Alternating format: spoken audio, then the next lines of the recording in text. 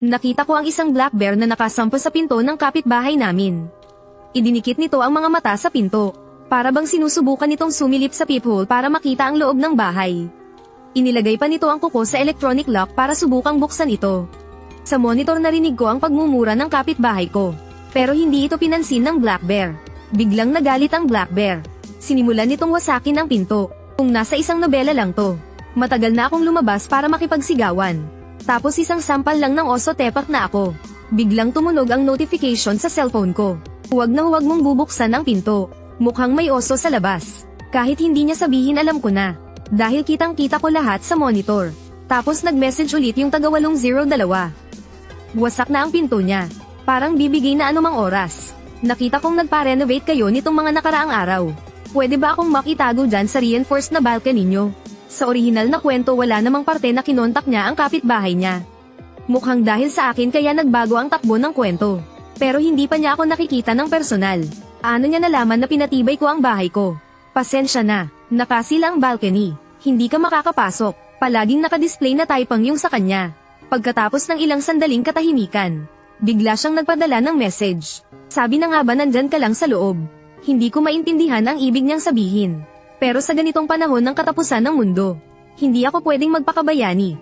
Mukhang naiinip na ang oso. Lumingon ito at sinimulang sirain ang pinto ko. Pero ang pinatibay kong pinto ay sobrang tigas. Sinira niya ito ng sandali tapos tumigil din. Kung masisira tong pinto na to, masasayang lang ang panangutang ko sa lahat ng online loan app. Biglang tumunog na naman ang notification sa cellphone ko. Sa group chat ng mga homeowner may nagsimula ng magreklamo.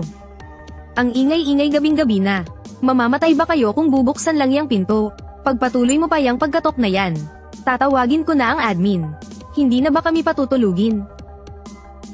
Nang makita ng black bear na hindi niya magiba ang pinto ko, mukhang sumuko na ito, at naglakad papunta sa ibang direksyon. At admin, ang bilis nyo namang umaksyon. Biglang nawala ang ingay, sulit ang binabayad na admin fee. Pero ngayon hindi agad nag-reply ang admin. Noong akala ng lahat ay ayos na ang sitwasyon, biglang nagsimulang mag-send ng mga picture ang admin sa group chat. Walang pattern ang mga litratong pinapadala niya.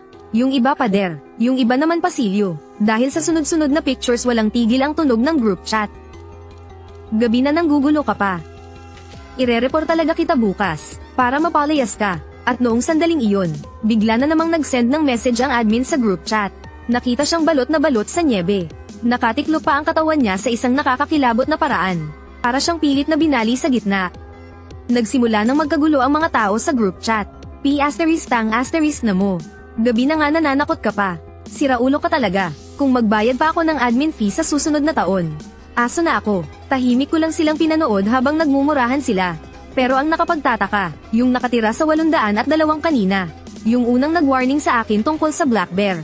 Ay wala man lang kibo ngayon. Kakaiba. Sobrang kakaiba. Tapos bigla na namang nag-message sa akin si 802. Parang awa mo na pagbuksan mo ako ng pinto. Habang wala pa yung black bear. Natatakot akong bumalik yun. Nakita mo na rin naman yung mga message sa group chat. Parang awa mo na buksan mo ang pinto. Alam mong may black bear. Bakit hindi mo sabihin sa group chat? Lumabas na naman na nagtatype ang kausap ko. Sa monitor hindi ko inaasahang bumalik na naman ang itim na oso. Pero sa pagkakataong ito, puno na pala ng snow ang katawan nito. Tumutulo ang natutunaw na snow mula sa balahibo nito. At nagiiwan ng bakas sa sahig. Idinikit ng itim na oso ang mata nito sa peephole ng pinto ko. Para makita ng malinaw ang nasa loob ng bahay. Sa mga oras na yun bigla na namang nag-message ang admin sa group chat. Pero sa pagkakataong ito medyo putol-putol na. 801 yun ang unit ko. Habang tinitingnan ko yung monitor. Parang may kung anong pinaglalaroan yung itim na oso sa kamay niya. Buksan ang pinto 801. Paulit-ulit na sinasabi yan ng admin sa group chat. Pero naiinip na yung kapitbahay ko. Nagsimula na rin siyang ay at ako. 801. Bakit hindi mo nalang pagbuksan para ma-check niya? Kung walang problema aalis din naman siya agad. Gabi na pwede bang manahimik na lang kayo? Nasa hallway ang itim na oso. Hindi mo ba nakita yung litrato? Pinatay na niya ang admin. Anong pinagsasabi mo?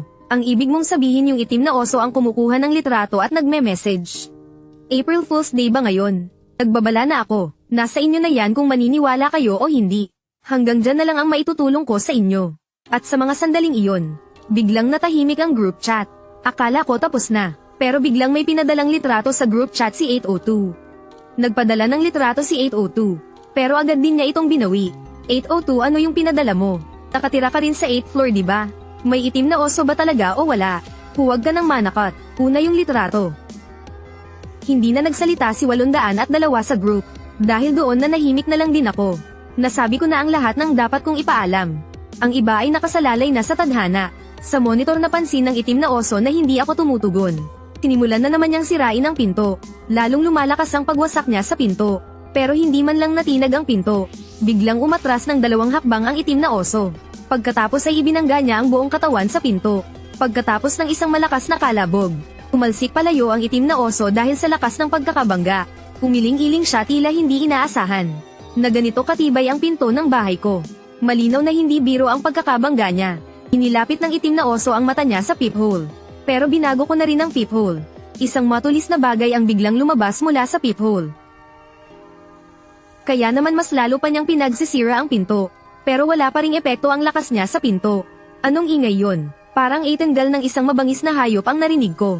Huwag mo akong takutin, nakakatakot naman yan. Nabigo ang itim na oso. Pero wala siyang nagawa, kaya naman pumunta na lang siya sa ibang direksyon. Mukhang sumuko na siyang pasukin ang bahay ko.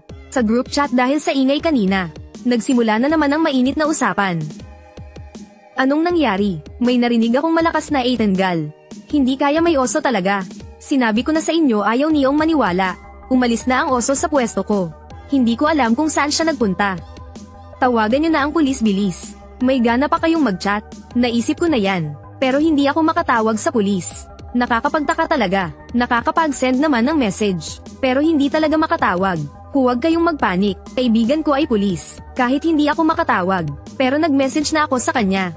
Darating na ba siya kasama ang mga tao niya? Lahat kayo magtiis lang ng 20 minuto. Itong si 802 masyadong kaina-hinala. Siya naman talaga ang unang nakakita sa Black Bear. Pero hindi man lang siya umimik. Ngayon lang siya biglang nagsalita. Para bang pinapakalma niya ang lahat. Ikaw ang unang nakakita sa Black Bear. Bakit hindi ka nagsalita? Direkta ko siyang tinanong. Gusto kong gamitin ang usapan para ipitin siya. Hindi ko alam ang sinasabi mo. Kailangan lang ng tulong ng lahat sa group. Kaya tumulong lang akong mag-report. Oo nga, wala namang masamang sinabi si 802. Ikaw pa nga itong salita ng salita tungkol sa Black Bear at pagpatay. Mukhang hindi na dapat ako nakialam pa. Wala man lang akong napalang mabuti. Nadungisan pa ang pangalan ko. Ito ang kakaibang mensahe galing kay 201. Maayos ang lahat. Ang sinabi ni 201 ay katulad ng sinabi ng property manager matapos siyang mapatay. Mukhang napahamak na si 201.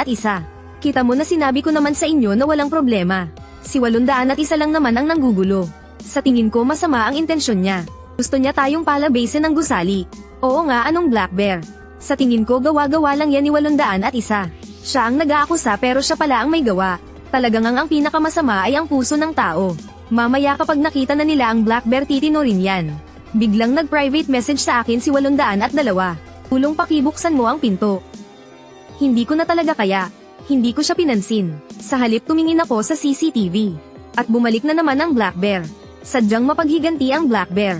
Ilang beses na siyang nabigo sa akin. Kaya hindi niya ako basta-basta tatantanan. Bigla siyang nawala ulit sa sakop ng CCTV. Pero nang tumingin ako sa bintana,